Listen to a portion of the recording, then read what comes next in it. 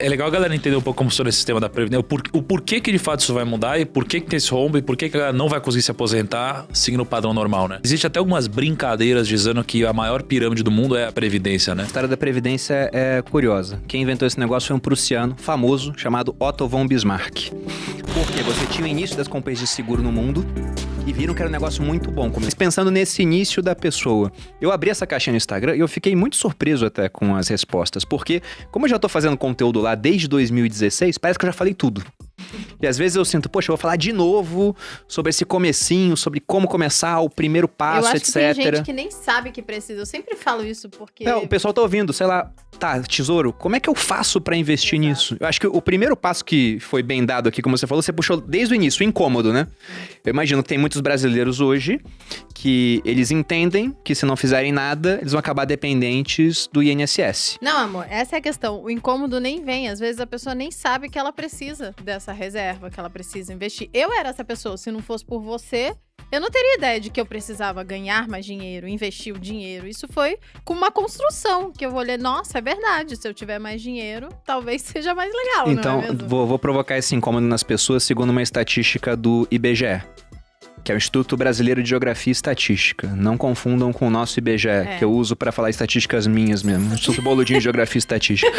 Mas o IBGE já fez uma estatística, faz tempo que eles não atualizam, mas não deve ter mudado. Possivelmente mudou para pior. Que eles queriam ver quais aposentados tinham condições de se manter financeiramente, sem a ajuda de terceiros. Era apenas 1%. O restante era obrigado a trabalhar, dependia de parentes ou dependia de caridade. Então, 1% conseguia se aposentar com dignidade. E nesse 1%, deve ter aquele pessoal que tem regimes próprios de previdência, mas acabaram entrando na pesquisa. Então, o cara que é juiz, o cara que é das Forças Armadas, tem aposentadoria integral. Quem não tem isso, acaba passando necessidade ao longo da vida. Então, o incômodo inicial tem que ser esse, gente. Se você não começar a investir, uma hora você vai acabar dependendo do governo. E as regras do jogo irão mudar, porque a gente já teve uma reforma da Previdência agora. Todo o dinheiro que seria economizado em 10 anos foi gasto por conta da pandemia. Sim. Provavelmente teremos outras ao longo do tempo. E o combinado de hoje não vai ser mantido, porque não tem como.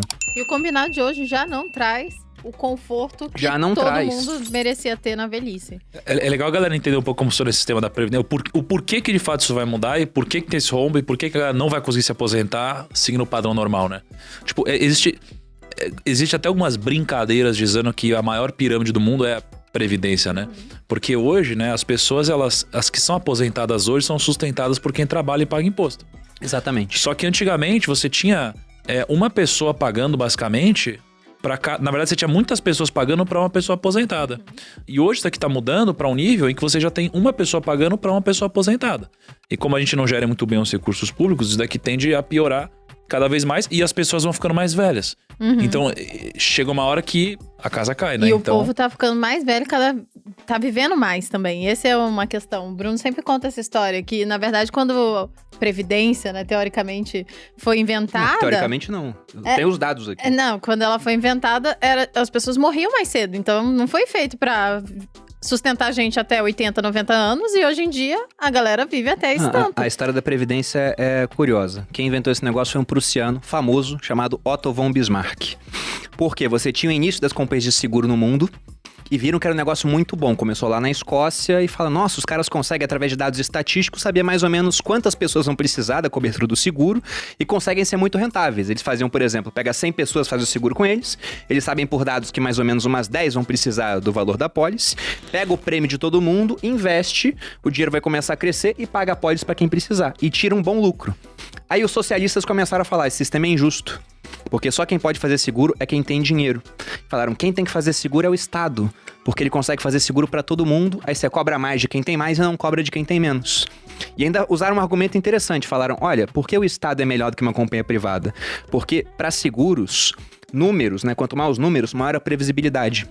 Porque se eu faço seguro para 100 pessoas e imagino que 10 vão ter problema, se 11 tem problema, eu já sofro um pouco com isso, né? Se 20 tem problema, nossa, dobrou o número de pessoas pegando a pólice, pode ser que a minha seguradora quebre. Agora, se você faz um seguro para milhões de pessoas, que é como os estados fariam, é difícil você ter um grande desvio padrão, né? Do número de pessoas que vão usar. Então, o Bismarck, vendo isso, ele falou, se eu não colocar essa ideia em prática, uma hora um socialista vai colocar e esse cara vai ficar muito popular. Então ele foi lá e criou a primeira Previdência. E as regras da Previdência lá na Prússia que depois virou a Alemanha, eram assim, era pro cara se aposentar com 70 anos de idade. Isso em 1888, 89. O cara já tinha morrido, pô. Não, tinha pouquíssima gente, pô. Tudo bem que a expectativa de vida era de uns 40 e poucos anos, e é uma média, né? Que era puxada pra baixo por muita mortalidade infantil. Só que o pessoal que se aposentava, quase sempre... Quem chegava lá ia viver só mais um pouquinho de tempo. E como o Thiago falou, os casais tinham 6 filhos. Hoje em dia, né, quem tem 6 filhos é uma outra pessoa. Né? E você olha para aquilo, vira uma atração turística, né? Nossa, o cara tem 6 filhos. Hoje os casais têm 2, 1. Naquela época eram 6. O pessoal se aposentava mais tarde do que hoje. Então, claramente, esse sistema, ele vai apresentar um problema daqui a pouco. E quem deixar para depender dele pode ter sérios problemas no futuro. Então, esse tem que ser um incômodo inicial para investir. Perfeito. Não, e tenho, trazendo uma historinha aqui sobre a história do incômodo, que eu acho que essa palavra, se a gente conseguir fazer as pessoas se sentirem desconfortáveis com o fato de não estarem guardando para o futuro, já vai ser muito forte, né?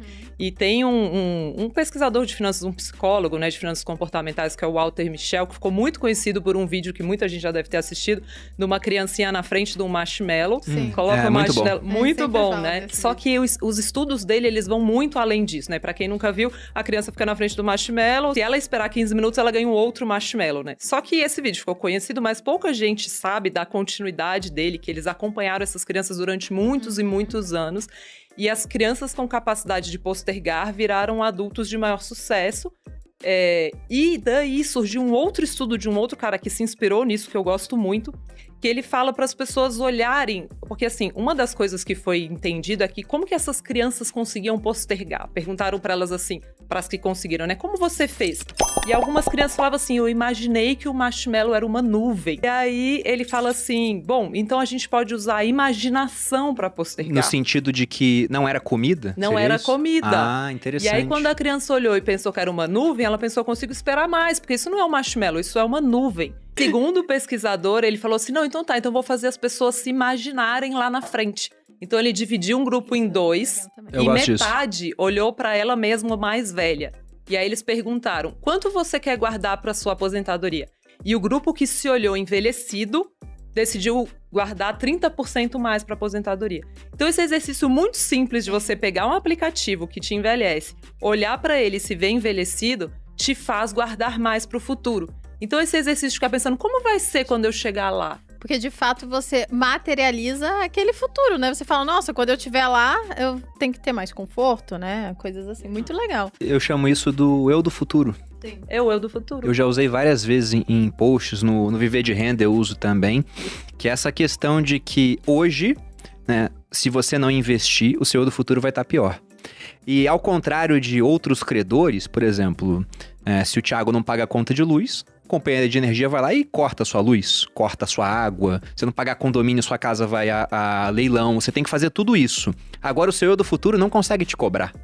Ele não consegue chegar pra você e falar, Thiago, aporta mais aí. Ou você não pagou, né? Não investiu a parte que você investe todo mês, esse mês tem que pagar a multa. Esse cara não consegue fazer isso. Depende da gente pra fazer isso. Ele é um credor, só que ele é um credor, né? Toothless, né? Sem dente. Ele não consegue morder a gente. E se a gente não fizer isso, lá na frente o que vai acontecer? A gente vai estar mais velho, provavelmente com uma capacidade laborativa que vai cair ao longo do tempo.